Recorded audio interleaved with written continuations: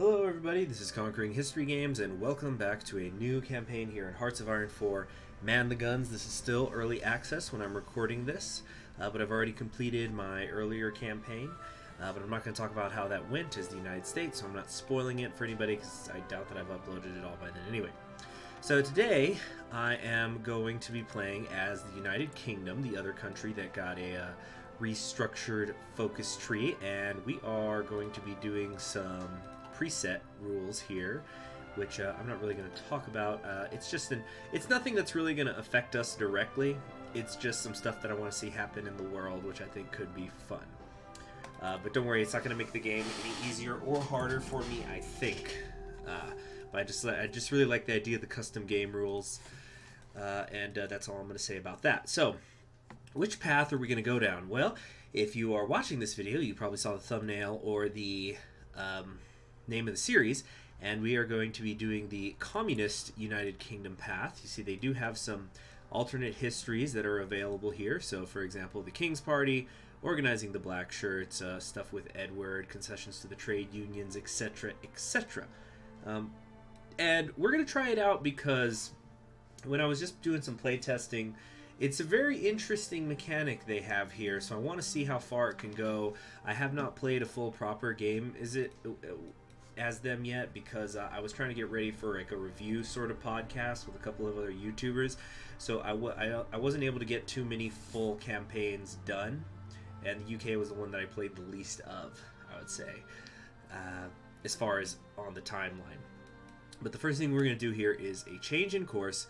As world tensions mount, it is clear our current political leadership is incapable of protecting the nation's interests. The time has come for a drastic departure from the politics of the last few decades. So this is going to increase our political power gain by 10%, as well as weekly war support, and fascism, unaligned, and communism will all get increased for a year. So right now we have the Conservative Party, which is Democratic, in charge. Okay, let's take a look at our national spirits. So we are a London Naval Treaty signatory, where we have this is just the max costs of certain heavy capital ships. British Stoicism, that's the same thing that was before. To end all wars is lowering our recruitable population factor, and we have George V as a popular figurehead with increasing our stability. So we got a few things that we got to do here, household items. I think that the start of, I always love that they get electronic engineering and radio out of the gate. It's just beautiful. It's overpowered. That's what it is.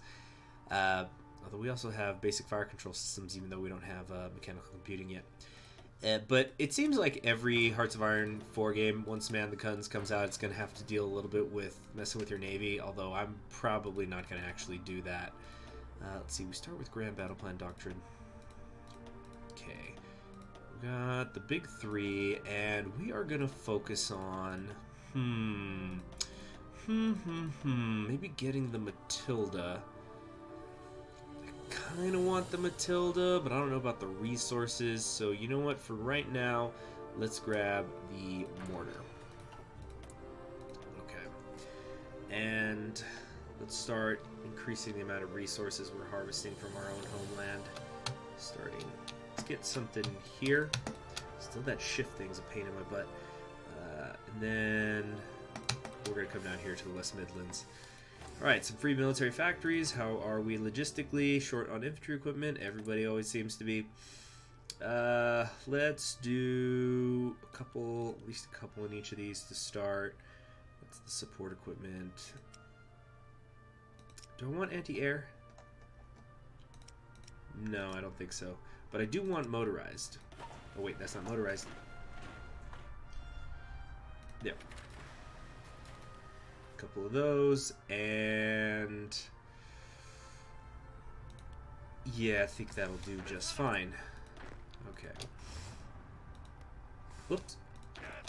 So we got a lot of organizing to do. A lot of our divisions are spread all over the world. So for example, over here in Egypt by the Suez Canal, over here in what will be Yemen. Well, there's Yemen, really. But, you know, we have our divisions scattered all over the place. I think I'm going to start, just for right now, like I did with the United States. We're going to first just consolidate everybody here in the United Kingdom, and then I will redistribute them later. For now, who do we want as a general? Ooh, we have our inflexible strategist here. This guy might be getting a promotion later. Right now, we'll get Harold Alexander and Monty himself in charge. We have some free dockyards as well. I don't think we need anything too wild going on. We're not building any capital ships, though. Interesting. Okay, well, we should fix that. Let's do the Admiral class heavy ship hull for now and get some submarines going. Nothing too fancy. Or actually, we have a lot of individual ships that are in production. We'll wrap those up and go from there. Okay, decisions, Naval Treaties thing, I'm not concerned with that. Gateway to Europe, I am not even going to get into that with the Dutch, which is probably good for Germany, but I don't really care, nor do I care about the nation building at the moment. We got some rubber plantations we can do here. I'm also not going to do that because we're going to decolonize. Okay. Expand Burma Road. Yeah, but that's on them. Okay, let's get to it. So, just real quick, let me explain the basic concept of how the Communist United Kingdom works. Probably the most important part is we're going to... I guess we can go on 5 speed in the meantime, but we're going to start making our way towards concessions to the trade unions, but then that is as far as we can go right now because you actually have to be communist before you can go any further down this tree. Now, the important thing is it says, it's in big, bright red letters right there, if decolonization has not been achieved within 2 years of becoming communist, a civil war will start. So we have to decolonize, which is a separate branch of the tree over here, revisiting colonial policy, and we have to do all of these. Some of them are 35 days, some of them are 70 days, but we got to get down here to decolonization. And again, it says there, if decolonization has not been achieved within 2 years of becoming a communist, a civil war will start. Now, there's various bonuses you get, but of course you're also releasing people. Some of them become puppets. It's a little bit complicated at times, but the important thing is that once we become communist, this tree becomes a ticking time bomb that we have to defuse by going down it as quickly as possible. In fact, let's do some math here real quick. So we got 70, 70, let's see, 210. Wait, okay, there's 210 there. That's 210 days. Then I don't think you have to do 3-nation solution in order to come down towards Indian independence. This is a separate thing. So I think so, but we'll have to double check that. So anyway, 210. This is another 210, so that's up to 420. Let's see, it's another 210 on top of that, so that's 630 days.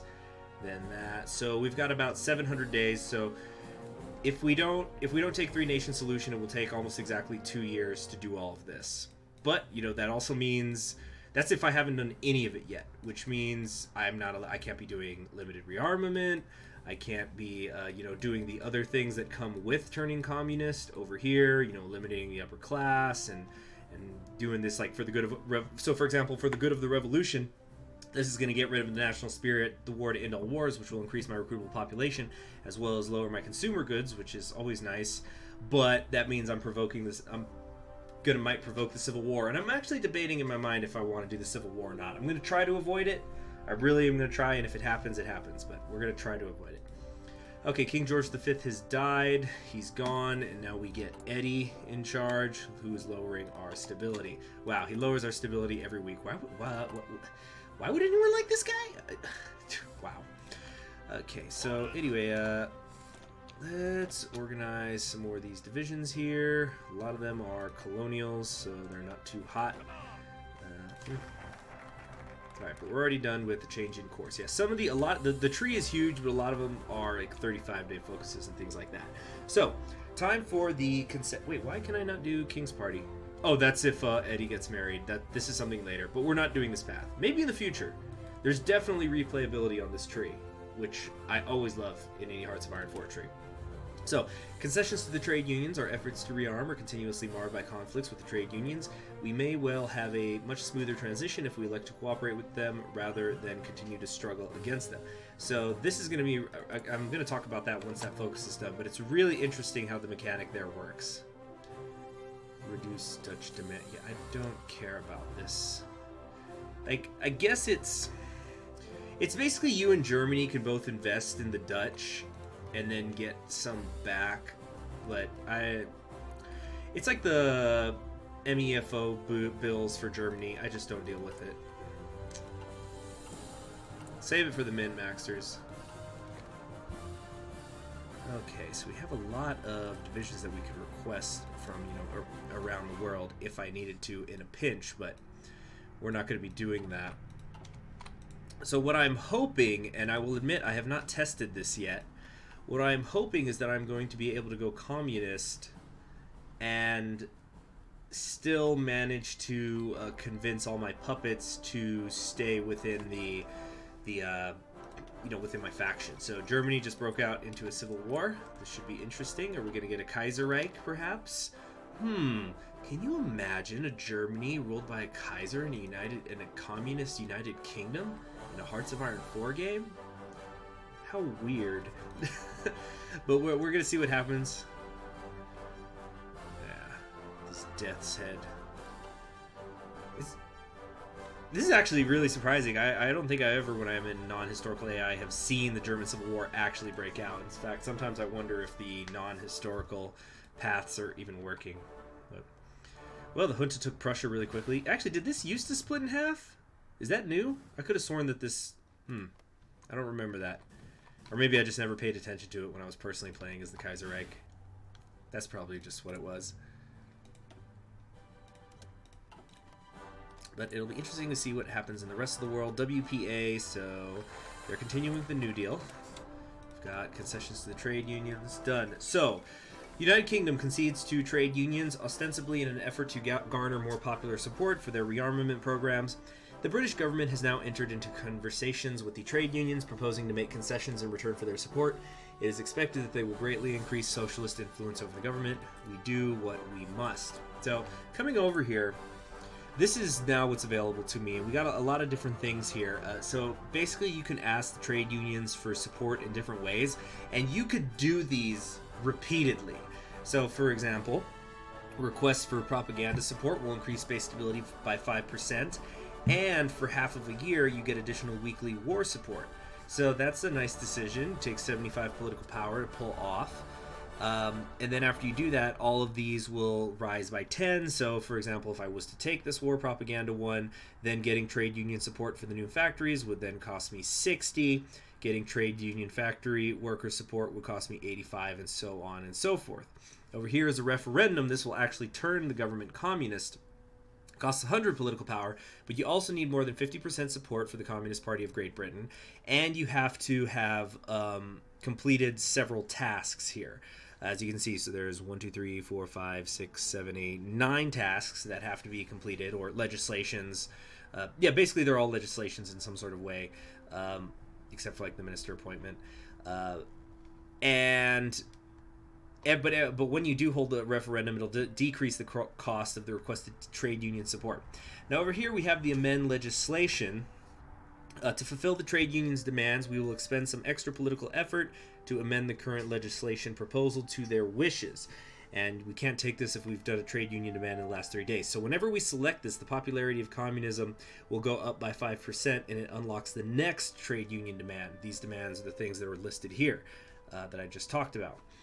Also, whenever we amend the legislation, it'll also reduce the cost of trade union support each time. So it could kind of be a balancing act. And I really like this system here. And it's a little bit similar to how, actually I'd say it's a more complicated system than in the United States, where you have some things over here on the left side of the tree where you can kind of flirt with communism, you can work with the communists and the socialists, and you get some sort of bonuses, but you do not necessarily have to make the switch. But the problem is, this is again that balancing act, we have a ticker right here. We have 297 days to amend the legislation, which really, that's almost a year. That's a lot of time. But if we do not amend the legislation, we're going to lose political power and stability, and it's going to be harder for us to request trade union support by additional 10 political power. So it's give and take, a lot of give and take here, and I think that's... So it's like basically you can use the left to give yourself some bonuses, but if you're not turning, there's going to be issues over time, but you still don't have to do it, and I think that's really cool. So anyway, we are going to be turning communist, though. We don't have 150 political power yet. The first thing that I want to do, actually, is we're going to get Do we want Philip Keir? I think there was another person who gives... I thought there was somebody else who gave political power bonuses. Do I want Henderson? No, no, no, I do not want Henderson.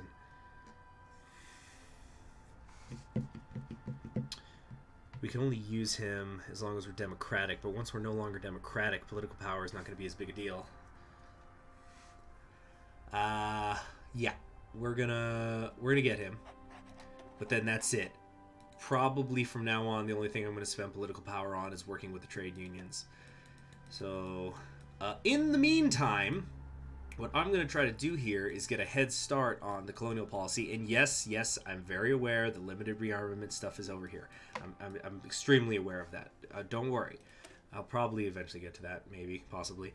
We're going to, for now, revisit colonial policy. The times are changing. It is clear that independence movements will only continue to spring up across the empire, and in ever stronger incarnations, if we do not wish to be forced into pouring increasingly vast resources into suppressing these movements, then we must acknowledge that our empire has run its course and now must be allowed to find its own path into the world. This will lower our stability but increase the popularity of communism by 5%, and it gives us 80 political power.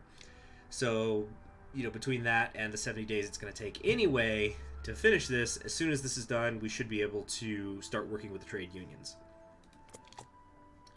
All right. Yeah. Now, have all my divisions arrived? Looks like it. Okay, let's keep doing this. All right, so we need 8 more regular infantry divisions to fill this up. Yes, I'm fully aware that I don't have the equipment for it. I'm just queuing them up.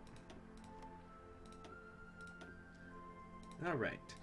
And over here we have our sort of our tank division guy. Do we want Richie? Yeah, Richie's fine. And we have a whoops. There we go. We'll use have William Slim here or something be in charge of the rest.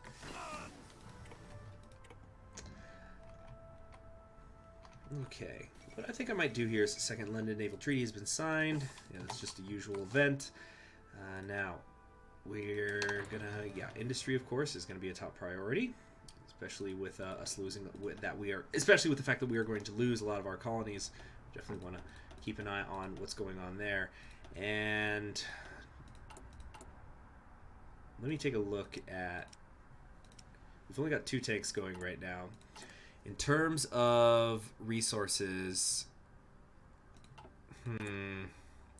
we're pretty good on everything at the moment. Of course, a large part of that is because we directly own some of these areas, or like we have a lot of puppets that we can grab resources from. So that's something else that's going to keep us in a good position. So for right now, Navy, wow, we're actually, I thought we would have had all the 1936 technology, but evidently not. I don't think I want to go carriers. I think I want to go battleships. Yeah, let's do that. So 1936 heavy hull, and already a lot of these ships that were in production are finishing up. Yeah. All right, looks good. Looks good. Looks like the Nazis are winning the German Civil War over here. Now I know that I haven't done much with my navy. We have the home fleet up here in Scotland, with the HMS Hood as the pride of our fleet. I think what we're maybe going to do here is let's at least merge these, and we're going to have them train, which, okay, we can only keep this up for about 200 days because we're consuming an awful lot. But yeah, it's about 6 months or so that we have to kill. We'll be just fine. Ooh, Cunningham. Of course, here's all the new admirals. I don't think I really was showcasing this too much when I was playing as the United States, but this is like some of their new traits here. For example, aviation enthusiast, air controller experience factor 50%, gunnery expert, Ironside experience factor 50%. So we'll do that. Too early for the next tier of industrial stuff, so instead, okay, we're working on the battleships. I'm thinking battleships and cruisers and some submarines. That ought to be plenty. Got better torpedo launchers here. Oh yeah, this is really good. Fighting drills, firefighting drills. All right, now this is the Edward the Eighth abdication crisis. So this is the thing that's important for if you're going to go down the King's party. So you could have taken another couple of focuses during this time. Maybe I'll do that in the future. You know, I'm probably going to live stream a lot of these alternate ones. Okay, for some time, Edward VIII has entertained hopes to marry the American Wallis Simpson. A constitutional crisis has now arisen as Mrs. Simpson is not only divorced from her previous husband, but in point of fact still married to her current husband, presently pursuing a second divorce. General outrage has ensued on the grounds that as king, and being the head of the Church of England, Edward cannot marry a divorcee. The king, however, has made it abundantly clear that he is very much in love with Mrs. Simpson and intends to marry her regardless of the opinions of his governments or his subjects. As such, only three options remain open to him. The British government and the governments of the Dominions have already stated that any alternative to abdication would be unacceptable, and repercussions of trying to force through a marriage, even an attempted compromise, would likely be dire, not only for Britain itself, but also for its ties to the Commonwealth. As the king's closest advisors continue their attempts to convince him, the public awaits with bated breath the resolution of this conflict between the king and his cabinet. So we can have him abdicate, we can compromise on a more Gannadic marriage, more popularity to the non-aligned, a little bit more, or, of course we can insist on the royal marriage. So he will not change his mind, he must abdicate. So this will just give us a nice stability boost. And do we right away get? No, we still have Edward. Okay, so it hasn't fired yet. There we go. King Edward abdicates. Prime Minister Baldwin has made it quite clear that the dignity of the King Emperor will be impugned if he were to marry not just a commoner, but also a divorcee, and if that was not bad enough, an American. After much soul-searching, His Majesty has chosen love over duty and has chosen to abdicate. His younger brother Albert will assume the mantle as King George VI. London bookmakers are already taking odds on whether the shy man will make it to his own coronation. God save King George VI. So he's a popular figurehead, and this is going to give us increased stability. All right. So as you can see, what I was going to talk about earlier too, with as you can see, I'm only training a small section of my fleet up here in Scotland, and already it's starting to tear through my fuel. So when you think about the size of the entire British Navy, I gotta be really careful with how this plays out. All right, United Kingdom revisits colonial policy. Whoops, thought I was paused. All right, first thing we're gonna do, amend the legislation. Okay, so at a speech today, Stanley Baldwin announced a change in the nation's colonial policy. Quote, recognizing the rights of all people for self-determination, the British government has resolved to set all imperial subjects on the path to independence, the conclusion of which is intended to occur within this foreseeable future, unquote. In response to concerns that this would greatly weaken the United Kingdom's position in the world, Stanley Baldwin stated that, quote, all nations that desire to do so will be welcome to remain as a member of a newly founded community of nations, but then as fully equal and independent parties, unquote. It remains to be seen whether any nations will accept the offer. It is the right thing to do. Is the Hunter making a comeback? A little bit here in central Germany, but it definitely looks like the Nazis they got their the best foot forward. Okay, time to guide the colonies. Taking the first steps towards full independence after long periods under our control is not easy. Our dominions require our aid in restructuring their government so that they may function as well when completely independent as they do now under our guidance. So this is going to give them guided by Britain, which is, we're going to be seeing a lot of this, but basically they get a bunch of lowered costs on their personal ministers and things like that. Autonomy progress as well in some of the cases. And we'll get a little bit of political power out of it. So we're not going to be requesting any trade union support for right now. We're just saving the political power to turn communist as quickly as possible. And of course this is going to lower the cost more. Although I think the lowest I can go is 4 below their base cost. So once I've done 4, maybe I'll start spending it on some stuff. There are some good things here. And we cannot go help because world tension's so low. But I'd like to believe that, the government not going to help Republican Spain is helping agitate the communists in the United Kingdom even more. That's what I'm telling myself. Alright, so we got the submarine hulls being worked on. Let's do some battle cruisers. And I wanted to do some light cruisers as well. Of course, we're going to have to build more dockyards eventually. But I don't know. We'll see. I think the earlier we get working on Grand Battle Plan, the better. Okay, some of this stuff is already done, but we're going to continue to just work on the infrastructure for now. Up here in Aberdeen. Yeah, just queue up all the infrastructure for a while. It'll pay off in the long term, I think. How are we doing logistically? We are 864 days back on infantry equipment. Well, isn't that swell? So the Union's doing its purging. Wait, yeah, I think the junta is making a comeback. A slight one. All right, enact mandatory Union days. Yeah, this only costs 100 political power to do this one. This is going to, now they each have different effects. So for this one, we're going to have less political power gain, and we're going to have lowered weekly stability, but increased communism support for a year. All right. So that sucks, but it's basically just canceling out Philip Kerr. So we're still getting 1.46 a day. Overall, very good. Yeah, because Baldwin's giving us a boost. The stability is giving us a boost. We're in a really great position, I think, all things considered. How are these people doing? They're not quite trained up all the way. The HMS Hood is looking good. They're almost done. Very, very good. 99% there. Awesome. And this hull is finished.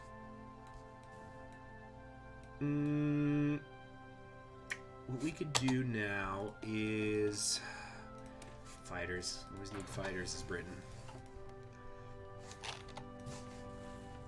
Yeah. Okay, we're done guiding the colonies. So we also got to stop, pause, damn it.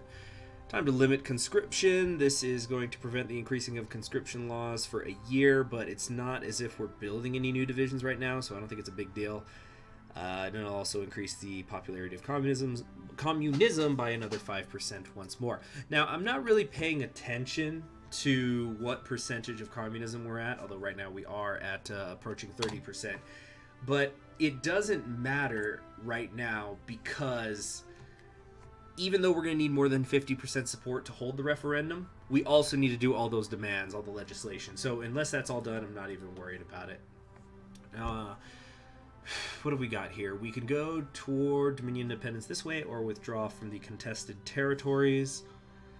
This would just basically give back a lot of sections of land that we hold that other nations like claim to, such as Northern Ireland over here, this section of Yemen. We're going to give up Gibraltar, etc., etc.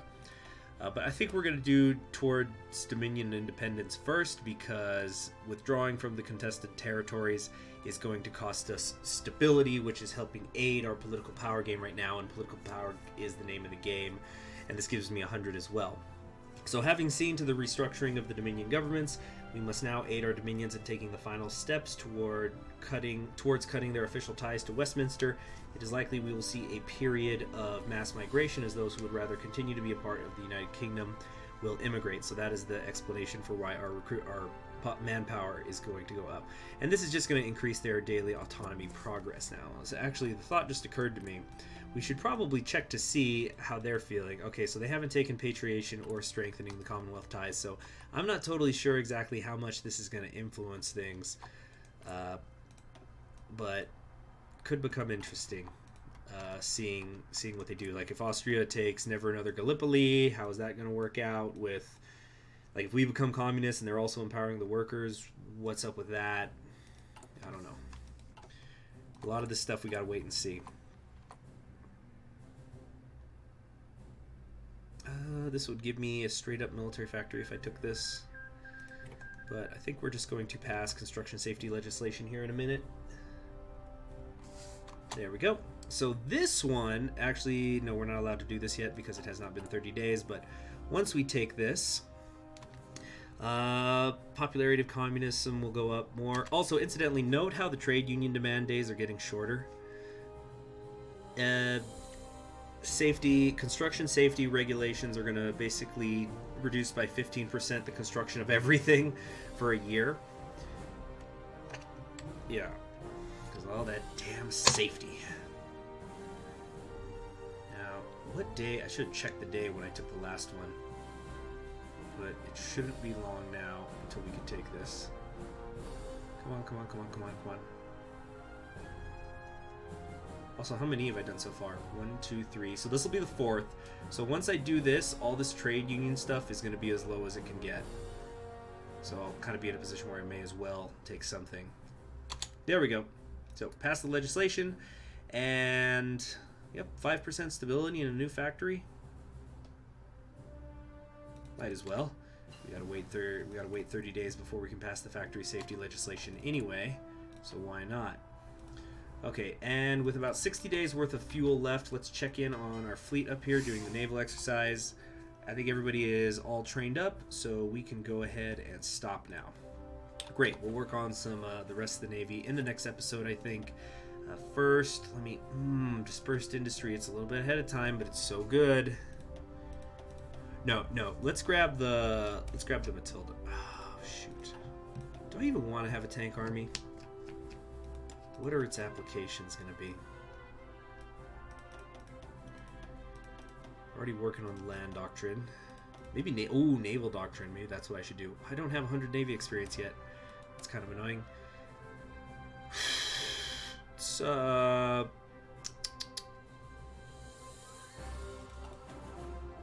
we're gonna take this even though it's ahead of time. It's just so good. Or one of these. It's so good. Alright, thank you all for joining me on Conquering History Games, and in the next episode we'll continue working towards becoming communist and keep an eye on these civil wars. Nationalists definitely look like they're still going to win in Spain even without Germany's help. And the junta and the Reich, this is looking closer than I thought. In fact, it looks like the junta is beginning to take control. And this we'll see what happens in the rest of the world. Like Japan here. Oh, what's Japan doing? They're supporting the Kodoha faction, so that means they're eventually going to attack the Soviet Union. Interesting. A lot of interesting stuff happening, and of course in a month we're going to see the possible election of a new president in the United States.